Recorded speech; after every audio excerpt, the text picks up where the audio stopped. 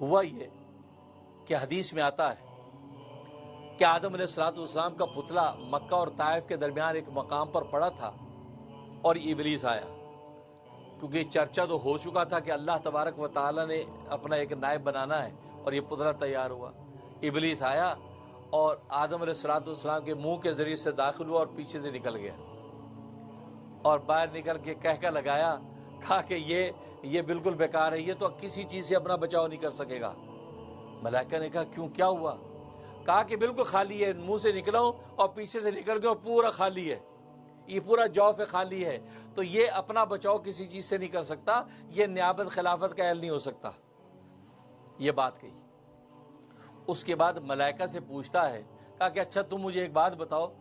کیونکہ آپ کو پتا ہے کہ یہ ابلیس ملائکہ کا استاد تھا، مدرس تھا،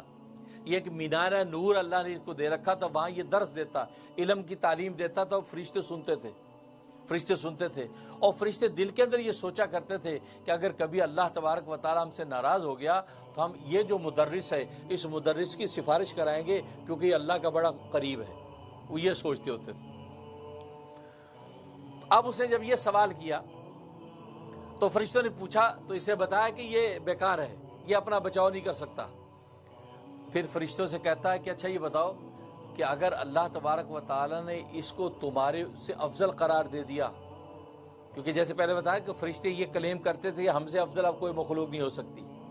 تو وہی چوٹ مار رہا ہے، کہا کہ اللہ نے اگر اس کو تم سے بھی افضل قرار دے دیا اور تمہیں یہ حکم دے دیا کہ تم اس کے مطیع ہو جاؤ، اس کے تابع ہو جاؤ، تو کیا کرو گے؟ اب ظاہر ہے کہ فرشتوں میں تو یہ بات پہلے سے چل رہی تھی، نہیں جی نہیں، ہم سے افضل کوئی نہیں ہے، یہ سوچا کہ چلو میں بھی ان کو اپنے ساتھ شامل کروں۔ تو ملائکہ نے کہا ہم رب ذوالجلال کی اطاعت کریں گے، رب کریم اگر اس کو ہم سے افضل قرار دے گا، ہمیں اس کا مطیع بنائے گا، تو ہم اللہ کی تابعداری کریں گے۔ یہ بات کہی۔ جب یہ بات کہی تو اس نے دل کے اندر سوچا، کہا کہ لیکن اگر اللہ نے مجھے اس کے اوپر افضل قرار دیا، اس کے اوپر حاوی کیا، تو اس آدم کو، اس کی ذریت کو میں تباہ کر دوں گا، اس کو گمراہ کر کے تباہ کر دوں گا، اور اگر اللہ نے اس کو مجھ پر افضل قرار دیا اور اس کے حکم کو مجھ پر چلانے کی کوشش کی، تو میں اس آدم کی نافرمانی کروں گا، سرکشی کروں گا، میں اس کی سرتابی کروں گا، میں اس کی بات کو نہیں مانوں گا۔ میں دل کے اندر اسے یہ سوچا۔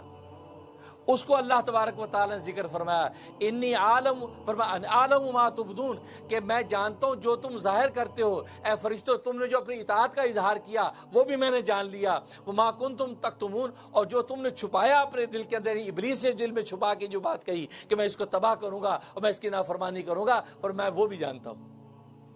اللہ نے اس کا اشارہ کیا کہ عالم ما تبدون، کہ میں جانتا ہوں وہ جو تم نے ظاہر کی اپنی اطاعت، وما کنتم تکتمون، اور میں جانتا ہوں اس کو جو تم نے چھپائی، یعنی ابلیس نے جو اپنے نافرمانی کے اظہار پہ دل میں چھپایا، اس کو بھی جانتا ہوں۔